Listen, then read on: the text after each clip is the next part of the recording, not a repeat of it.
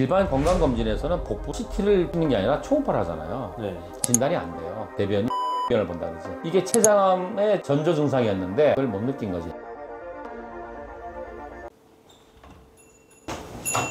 아유, 반갑습니다. 어서 오세요. 18년째 암 환자들하고 같이 생활하고 있는 1세대 암 전문의 이영석입니다. 췌장암이 몸에서 증식을 하기 시작하면 좀 보이는 그런 것들이 있나요? 환자들이 많이 느끼는 건 체중 감소예요. 그러니까 특별한 원인이 없어. 내가 뭐 배탈이 오래 났다든지 뭐 아니면 무슨 일 때문에 밥을 못 먹었다든지 이런 게 아닌데 6개월 동안에 자기 몸무게 10% 이상이 빠졌다. 그때는 한번 이게 뭐 암이 아닐까? 소화기계통암은 다 살이 빠지잖아요. 근데 특히 췌장암은 많이 빠져요. 특히 여자분들은 평생 다이어트 하잖아요. 이번에 드디어 성공했어. 10kg 빠진 거야. 이게 췌장암의 전조 증상이었는데 그걸 못 느낀 거지. 야, 내가 성공했다. 그리고 돌이켜보니까 가끔 배가 아팠네. 가끔 배가 아픈 건 누구나 있을 수 있어요. 근데 이제 이게 배가 아픈 게 너무 자주 반복적으로 인터벌이 짧아지고 아픔을 느끼는 통증 시간이 늘어나고 강도도 세지면 이건 의심해 봐야 돼요. 모든 암은 전조 증상이 없다는 걸 생각해야 돼요. 그래서 내가 건강하다고 절대 자만하면 안 되고 착각하는 게 뭐냐면 암은 엄청난 증상이 생길 거야. 폐암 그러면 막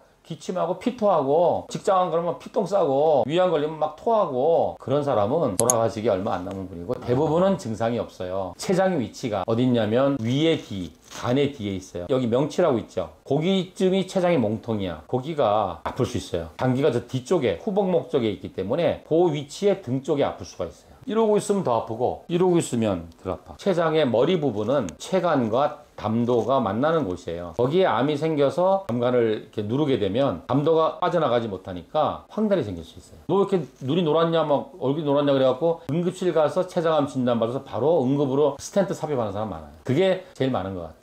황달 증상이 오면은 초기, 중기, 말기 정도 있다 그러면 어디? 초기인데도 담도 쪽에 암이 있어서 막아버리면 황달이 오는 거지. 말기라도 저 꼬리 쪽에 있으면 담도를 안 막으면 황달이 안 오는 거죠. 그건 초기, 중기, 말기보다는 위치에 따라 다르다. 그리고 통증은 주로 췌장의 그 몸통 부분에 대동맥 주위에 신경총이 따라가 있어요. 거기에 있는 종양이 신경을 건들게 되면 통증이 오는 거죠.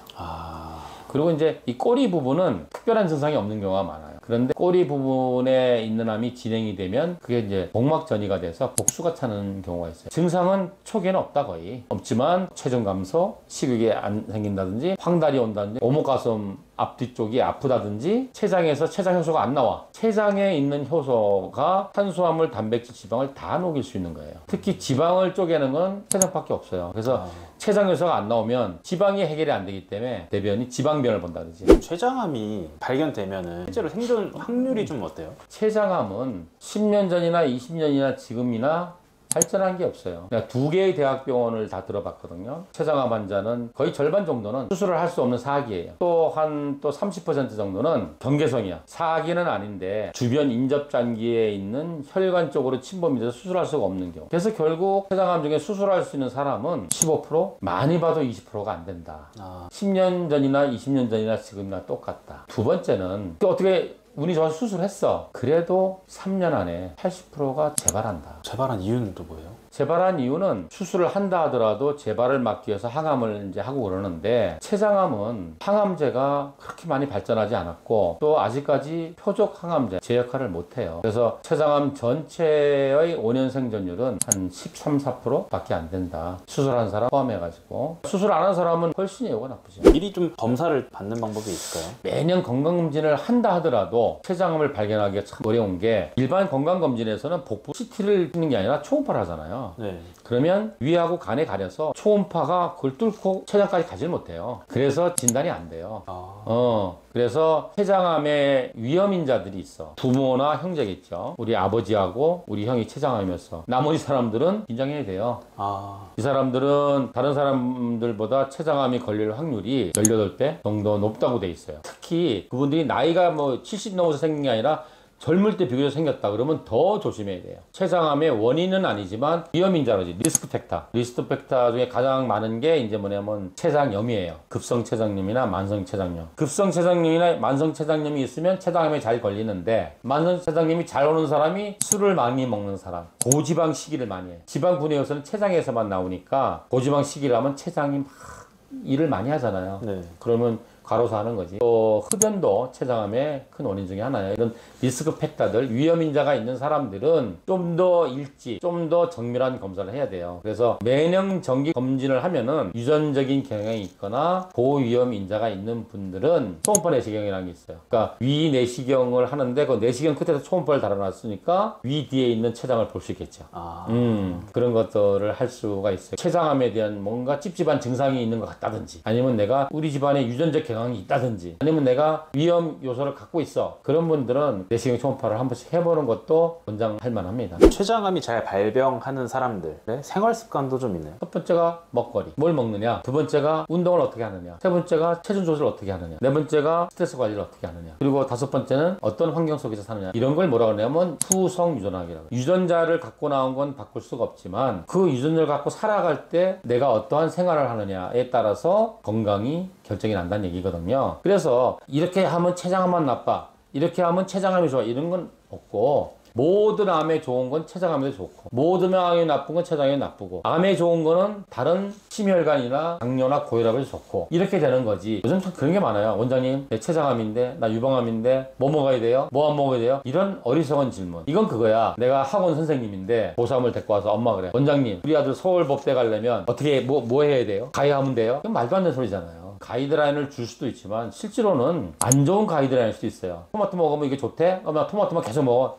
안 되는 거죠. 전체적인 그림을 그릴 줄 알아야 된다. 어떻게 운동을 하고 어떤 환경 속에서 어떻게 스트레스 컨트롤을 하면서 살았느냐에 따라서 세포의 염증 반응이나 세포의 산화나 노화나 또 세포의 돌연변이를 좌지우지할 수 있다. 이런 얘기예요. 그 중에 이제 가장 암에 있어서 중요한 건 이게 메틸레이션인데, 메틸레이션을 억제하는 음식들이 이런 것들이란 말이에요. 이런 것들 우리가 뭐라고 하냐면 슈퍼푸드, 메디시널 푸드라, 치료적 음식이라 그래요. 이게 논문들이에요. 엽산은, 비타민 B12는, 비타민 B6는, 아연은, 셀레늄은, 철분은 이런 메커니즘에 의해서 DNA 메틸레이션을 막아줘서 암 유전자가 암으로 발현 안 되게 해준다. 근데 우리나라는 이런 연구를 안 하죠. 논문을 항암으로만 하지. 미국 국립보건원이죠. 판메디라고, 여기 캔서 해볼까요? 캔서, 다이어트. 검색을 하면 논문이 64,000개가 나와요. 엄청 많이 나오네요. 우리나라 의사는 한 명도 없을까? 우리나라는 다 뭐래요? 항암.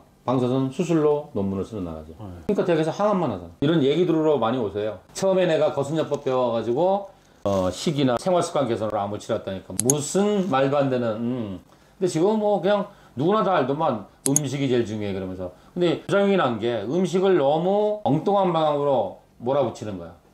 너무 음식이 절대적인 것처럼, 아니면 음식이 너무 나쁜 놈인 것처럼. 그래서 우리 병원에 오는 사람은 대부분이 나름대로 한 1년 정도 식이요법을 하고 와. 하다 보니까 불안한 거야. 이거 진짜 맞는 거야 이거? 내가 유튜브 보고 하는데 이거 좀 아닌 것 같은데, 주위에서 막 반대도 많이 하고 뭐 대학병원 가면 혼나고 고기 많이 먹으라는데 이거 맞는 거야? 그래서 불안해서 와요. 그러면 그런 분들을 영양소 체크를 피검사로 딱 해버리면 식이요법 나름대로 편식한 사람 딱 표시가 나요. 그게 다 나오는구나. 다 나오죠. 그래서 식이요법을 할 때 목표가 있어야 돼. 이 목표에 따라서 달라야지. 피디님처럼 이게 건장한 청년이나 70 노인이나 항암하는 암 환자나 어떻게 똑같은 음식이 다 좋을 수 있어요? 그건 말이 안 되는 거예요. 그래서 외국에서는 메디시널 푸드, 의사가 처방해 주죠. 검사에서 그냥 채식 위주로 소식을 한 달 하면 누구나 건강해져. 그걸 1년을 하면 다양한 문제가 생길 수 있어요. 유튜브 보고 이거 뭐 어떻게 하라 그러니까 막 다 적어와. 아침에 뭐 먹고 막 하나 그 보여주지 말라고. 피검사 해보자고. 응? 그런 식으로 몇 년 가면 위험할 수 있겠죠. 밸런스를 맞춰가야죠.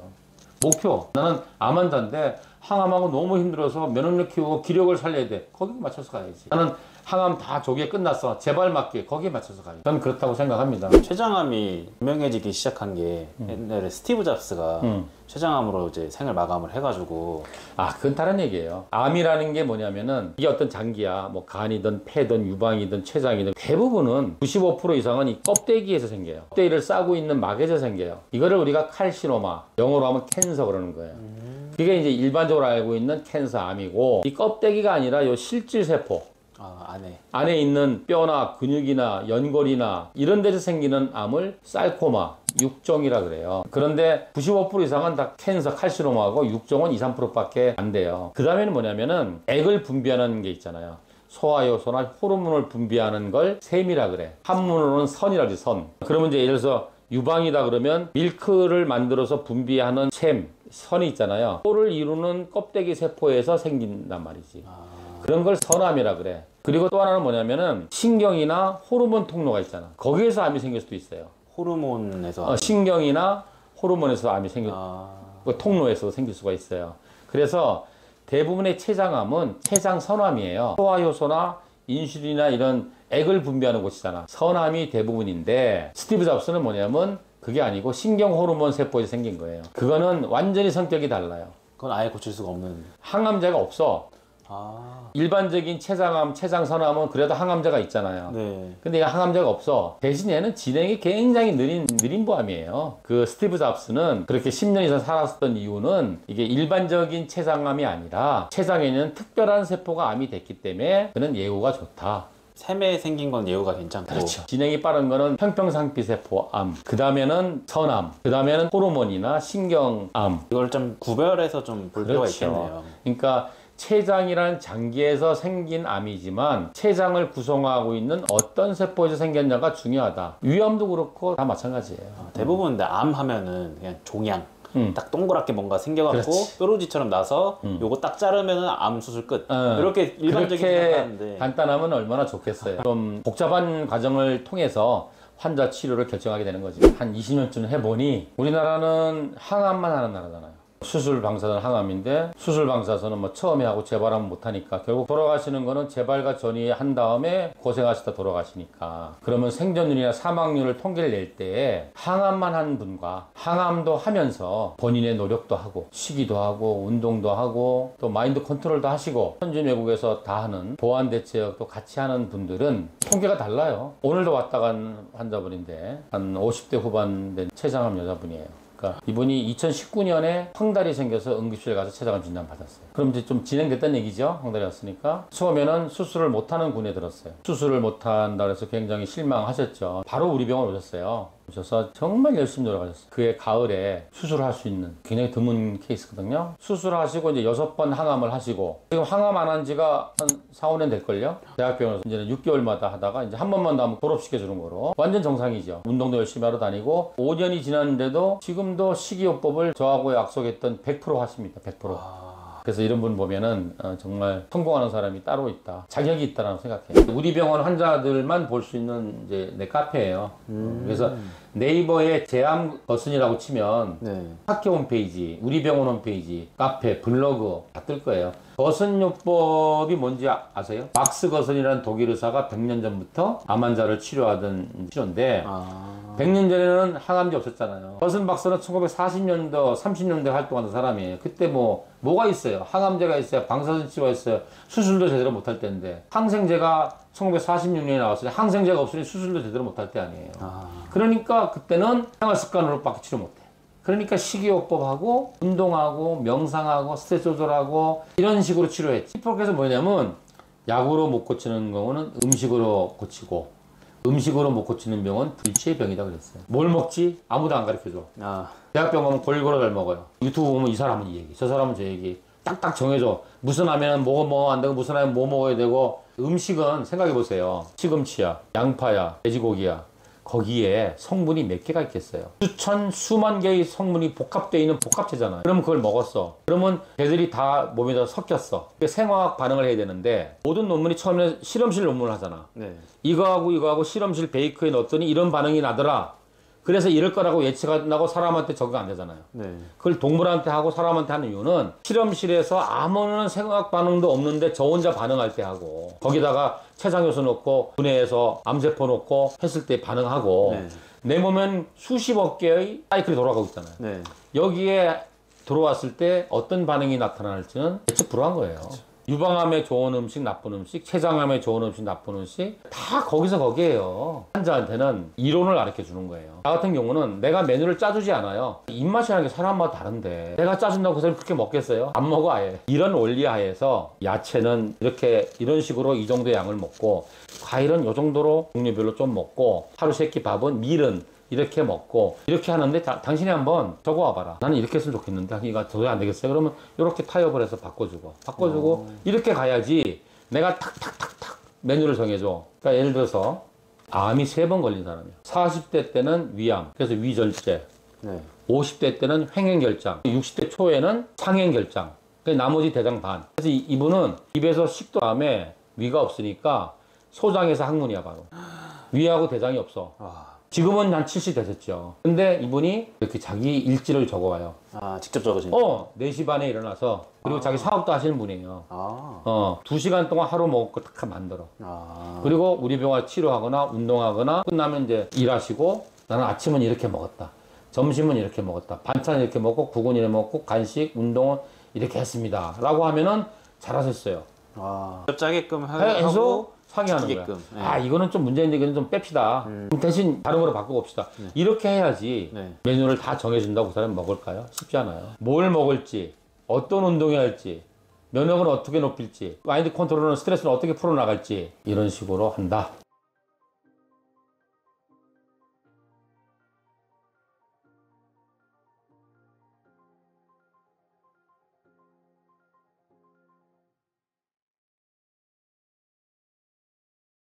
자가검진에서 만져지면 무조건 가서 유방 초음파하고 유방 촬영 해봐야 돼요. 유방암은 재발률이 상대적으로 많이 높아요. 암세포는 먹고 살아요. 이런 것들은 암세포가 또 배불리 먹고 남은 걸 정서세포가 먹게 된단 말이죠. 네. 그럼 뭘 먹어야 되느냐? 첫 번째, 암 환자들한테 나쁜 음식, 육가공식품, 소세지, 베이컨, 햄 같은 그 육가공식품은 세계 암학회에서 정한 1군 발암물질이에요.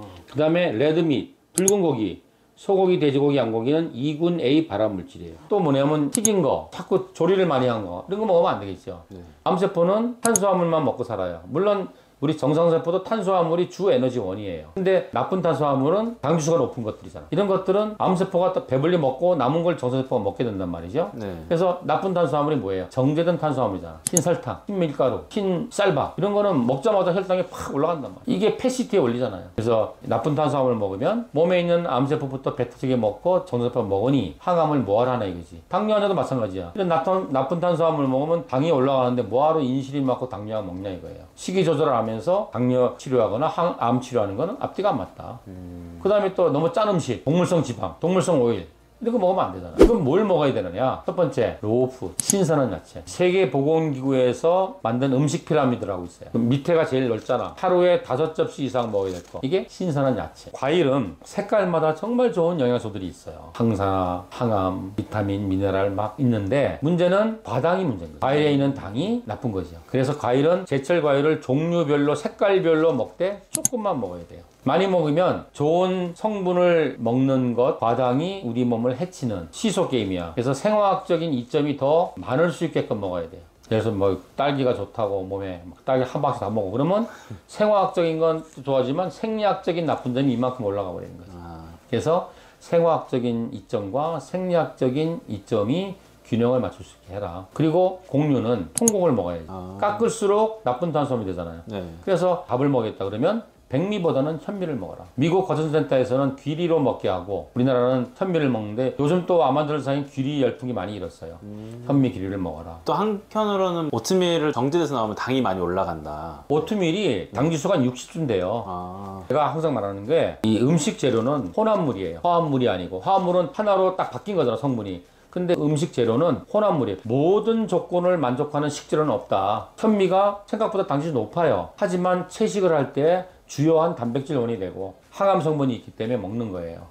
그렇기 때문에 뭐가 좋아요 그래서 이것만 먹는다든지 뭐가 나빠서 이걸 안 먹, 이거는 틀린 말이라는 얘기야. 그건 편식이에요. 네. 그래서 전체적인 틀을 짜야 돼요. 암을 재발을 막기 위해서 그 목표를 딱 세운 다음에 거기에 따라서 전략을 세워야 되는 거예요. 모든 음식을 먹을 때 일단 야채 샐러드를 한 접시 먹고 시작하는 거야. 우리나라는 밥 먹고 나물 먹잖아요. 네. 그건 순서가 바뀐 거야. 나물 먹고 밥 먹어야 돼. 야채는 80%가 식이섬유잖아. 식이섬유는 우리가 쪼개질 못해. 그러면 입에서 위에까지 가서 위에서 많은 시간을 절유해요. 그 다음에 현미를 먹으면 얘는 금방 내려가잖아. 네. 그러면 위에서 만나잖아. 당지수가 낮은 것과 높은 것이 만나면 평균이 되는 것보다 평균보다 더 떨어지게 돼 있어요. 그래서 당지수를 해결하면 되잖아요. 그런 식으로. 하나의 정말 기적의 음식이 있어서 이거 하나만 먹으면 모든 걸 만족시켜. 없어요. 그래서 식이요법은 반드시 전문가와 주기적으로 검사를 해가면서 상의해서 해야지 어디서 유튜브에서 이거 좋다고 해서 맨날 이것만 먹고 이거 나보다 안 먹고 그러면 안 된다는 얘기예요. 내가 이거는 보여줄게. 이게 JCO라고 저널 오브 클리니컬 온콜로지 미국 동양학회에서 나오는 우리나라 치면은 동양내과 의사들 항암 치료하는 선생님들의 학회야. 전 세계에서 가장 권위 있는 암학회지. 이게 대규모 논문이에요. 9년 생존율을 봤어. 하늘색이 가장 생존이 높죠. 하늘색이 뭐예요? 확실한 식이요법과 채식 유지의 규칙적인 운동을 동시에 한 그룹이 가장 생존이 높더라. 빨간색은 뭐냐면 식이는 별로 열심히 안 하고 운동만 열심히 한 사람. 노란 거는 식이만 열심히 하고 운동 안 한 사람. 회색은 식이 운동 다 안 한 사람. 초창기에는 아무것도 안 한 사람보다 식이나 운동만 한 사람도 생존이 높은 것 같지만 전체적으로 보면 차이가 없더라. 결국 식이와 운동을 동시에 한 사람만 생존율이 월등히 높더라. 두 번째, 최근에 발병률이 높아졌던 암들. 그러니까 여자는 유방암, 남자는 전립선암. 유방암으로 인한 사망률. 유방암으로 진단받았는데 심장마비로 죽었다. 이건 아니고 유방암으로 진단받은 분인데 유방암으로 사망했다.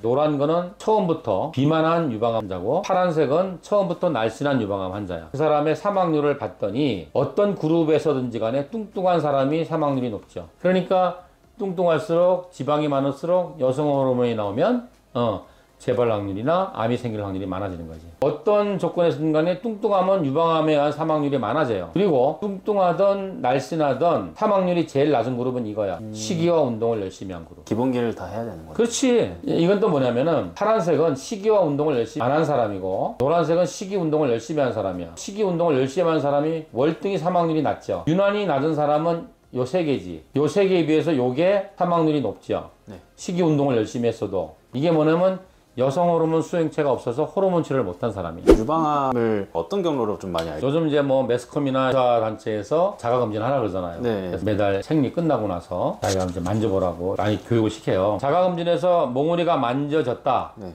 그런 사람 중에서 거의 대부분은 암이 아니고 양성 종양이고 그 중에 극히 일부가 이제 암이 되는 거죠.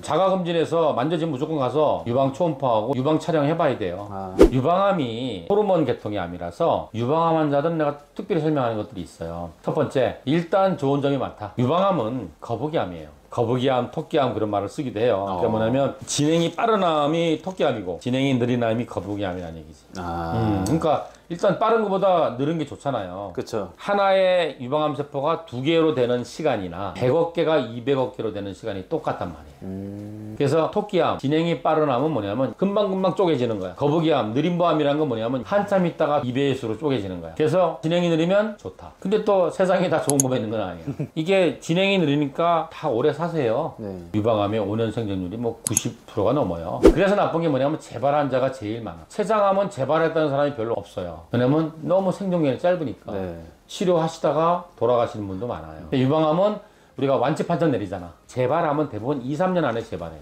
근데 유방암은 거북이암이라서 5년이어도 재발 많이 해요. 내가 본 가장 늦게 재발한 사람은 20년 만에 재발한 사람이에요. 21살 때 유방암으로 치료 다 끝났어. 결혼도 하고 애 낳고 다 잊어버렸어. 근데 41살 때 다 재발한 거야. 이 사람은 멘붕이지. 다 나은 줄 알았는데. 다 나았잖아요. 그래서 늦게도 재발할 수 있다는 건 나쁜 점이에요. 유방암 환자 중에서는 수술 안 하고 자기가 식이요법으로 나아보겠다고 하는 사람이 골마 터져오는 사람이 한두 달에 한 번씩 옵니다. 아무 노력도 안 하고 그냥 그냥 몰라 그냥 생각하기 싫어 그러면서 회피해서 검사 안 한 사람은 2년 전후가 되면 염증성 유방암이 돼요. 그러면 유방의 한 부분이 푹 파이는 경우도 있고 푹 파이고 이쪽은 또 암이 자라가 툭 튀어나오는 것도 있고 울퉁불퉁해지거나 오른쪽 왼쪽이 다르거나 비대칭이 되거나 더 심해지면 이제 분비물이 나와요. 젖을 만드는 관, 유관에 암이 생기면 네. 분비물이 나오는 거지. 임신을 안 했는데도. 그리고 또 심하면 뭐 피가 섞여 나오는 경우도 끈적끈적하기도 하고. 그리고 더 심해지면 이제 피부에 염증이 생겨요. 그래서 피부가 빨개지고 그리고 심하면 흉벽에도 이렇게 돌덩이 같은 게 달려있고 등에도 달려있고 빨개. 그러면서 더 심해지면 이제 그게 진물이 나오는 거지. 그걸 염증성 유방암이라고. 이거는 대책이 없어요. 심하면 이게 이제 막 기저귀를 여기다 대야 돼. 그 정도. 그럼 막 생선 썩는 냄새가 나서 그 사람이 있는 방에 들어갈 수가 없어요. 그렇게 돼갖고 오는 사람도 있어요. 나름대로 이제 막 식이요법하고 막 수술 안 하고 보완대책에만 매달린 사람은 한 3, 4년 가는 사람도 있어요. 그렇게 되는데. 기간을 더 늘려줄 뿐이지 암은 절대적인 치료가 수술이에요. 일단 드러내고 그 다음에 재발 막기 위한 여러 가지 노력을 해야지. 대학에서 하는 항암이나 방사선도 차트를 보면 수술은 절대적인 치료고 항암은 수술 후 보조 항암, 방사선은 수술 후 보조 항암, 아니면 수술 전의 암은 수술 전 선행 항암, 항암이나 방사선은 그 자체가 절대적인 치료는 아니에요. 수술이 절대적인 치료고 그 다음에 보조 항암 방사능을 해야 되고 그 다음에 재발이나 이걸 막아주고 도와주기 위해서 보완 대책을 하는 게 이게 치료의 원칙이에요. 근데 수술 건너뛰고 항암 건너뛰고 보완 대책만 한다? 이거는 어리석은 짓이에요. 북한군이 지금 탱크 몰고 막 내려와. 그럼 우리도 뭐예요? 우리도 막 포 쏘고 이렇게 해야 되는데 아니야 그러면 우리 땅이 다 망가져. 왜 수술 항암 안 해요? 그러면 내 면역 시스템이 다 망가져요. 어떻게 해요? 이렇게 생각한다고. 칼하고 창으로 싸울 거예요. 그럼 북한군이 탱크로 오는데 내가 칼로 싸워서 이기겠어요? 이겨요. 북한군이 탱크 몰고 오면 우리는 대전차포 미사일 쏘아서 일단 후퇴시켜야 된다. 그 다음에 우리 땅을 국토 재건 사업을 해서 다시 해독을 하고 면역을 키운 다음에 그 다음에 또 쳐내려오면 싸울 준비를 해야 된다. 일단 싹을 잘라 없애버려야 돼요. 그렇죠. 그런 얘기를 하죠. 첫 번째 거북이암이라서 오래 산다. 근데 나쁜 점은 그래서 재발 환자가 많다. 재발도 늦게 할 수 있다. 이건 나쁜 점이다. 비만, 고지혈증, 고혈압, 당뇨와 관계가 많다. 여자는 유방암, 난자는 전립선암, 그리고 남녀공이 대장기장암이라는. 그래서 유방암 환자는 반 이상이 이미 비만하신 분이고 이미 고혈압이나 고지혈증이나 당뇨가 있는 분이고 자기가 있든지 가족 중에 반드시 그게 있다. 그래서 이런 유방암이나 대장암이나 전립선암은 암을 치료하고 예방하고 재발을 막기 위한 노력을 한과 동시에 대사증후군도 같이 조절해줘야 된다. 그래서 비만한 사람들은 무조건 암을 포함해서 합병증에 걸리기 좀 그렇지. 쉽겠네요. 대학병원은 네. 암 환자가 처음 발생했을 때하고 나중에 돌아가실 때만 관여를 해요. 중간이 없어요. 검사만 해. 깨끗합니다. 재발했네? 새로 전이 갔네? 그러면 항암합시다 밖에 없는 거야. 여기서 환자가 분노하는데 유방암은 반대야. 젊은 유방암은 예후가 안 좋아. 20대 유방암 조심해야 돼요. 남은 기간이 많기 때문에 언젠가 재발할 기회가 많다고 생각할 수도 있어요. 그래서 20, 30대 유방암은 40, 50대보다 더 예후가 좋지 않다. 세 번째가 아주 중요한데 유전자 검사를 해서 유방세포에 수용체 검사를 해요. 모든 세포는 그 세포 안에 어떤 화학물질이 들어가려면 열쇠 자물쇠가 맞아야 돼. 네. 이 A라는 약에 어떤 호르몬이 이 세포로 들어가려면 그 열쇠가 딱 따고 들어가야 돼. 여성 호르몬이 들어갈 수 있는 수용체가 있냐 없냐하고 허투루하는 거가 들어갈 수 있는 수용체가 있냐 없냐는 연구요소가 4개가 나오겠죠. 첫 번째가 뭐냐면 여성 호르몬 수용체가 있어. 그러면 여성 호르몬이 들어갈 수 있다는 얘기잖아요. 우리나라 유방암 환자의 4명 중에 3명은 여성 호르몬 수용체가 있어요. 그러면 뭘 하냐면 호르몬 치료라는 걸 해. 여성 호르몬이 나와서 자꾸 유방세포를 자극하면 유방세포가 커지거든. 네. 그러면 남아있는 암세포도 자극하면 암세포가 커질 수 있는 거야. 그래서 이걸 차단을 해야 돼. 그래서 난소에서 여성 호르몬을 못 만들게 하거나 심한 경우는 난소를 절제하기도 해요. 호르몬을 생산을 못하게 하는 약을 쓰거나 이게 여성 호르몬과 분자가 똑같이 생겨가지고 얘를 먹으면 유방세포에 얘가 가서 다 수용체에 달라붙어서 여성 호르몬이 들어갈 기회를 줄여버리는 거죠. 그런 치료를 할 수가 있어요. 허투루하는 수용체가 있으면 이거는 없을수록 좋아. 근데 우리나라 사람 유방암 환자 중에 4명 중에 1명이 있어요. 그러면 이게 허세틴이라는 또 표적 치료를 써야 돼요. 그래서 제일 좋은 게 여성 호르몬 치료만 할 수 있으면 제일 좋은데 여성 호르몬도 양성인데 허투도 양성은 둘 다 해야 돼. 세 번째는 뭐냐면 여성 호르몬 수용체는 없고 허투 수용체만 있어. 그럼 허세틴만 해야 돼. 한 달에 주사를 맞아야 돼요. 네 번째가 문제야. 삼중 음성이라고 그래. 에스트로겐, 프로게스테론 수용체가 없고 허투 수용체 3개가 없다. 삼중 음성이야. 삼중 음성은 표적 치료 의제인 허세틴도 못하고 호르몬 치료도 못해요. 그래서 다른 암처럼 예방을 막기 위한 액션을 취할 수가 없어. 삼중 음성 유방암은 재발률이 상대적으로 많이 높아요. 그래서 더 많이 노력을 해야 됩니다. 요약하자면 첫 번째 거북이암이다. 좋다. 재발이 많다. 이건 나쁘다. 다른 암은 2, 3년 안에 재발하는데 이거는 늦게도 재발한다. 이것도 나쁘다. 좋은 점은 재발하면 항암으로만 치료하는데 다른 암보다 오래 항암 치료를 하고 생존할 수 있다. 이건 좋은 점이다. 대사증후군과 같이 오는 암이다. 여자는 유방암, 남자는 전립선암, 남녀공이 대장기장암이다. 그래서 이런 암들은 암 환자들은 대부분 비만하다. 그리고 이미 본인이나 가족 중에서 고혈압, 당뇨, 비만, 고지혈증 같은 대사증후군이 있는 사람이 많다. 그래서 이런 암을 치료하면서 예방하면서 대사증후군도 같이 치료와 예방을 해야 된다. 특히 식이와 운동과 체중 조절이 다른 암보다 더 중요하다.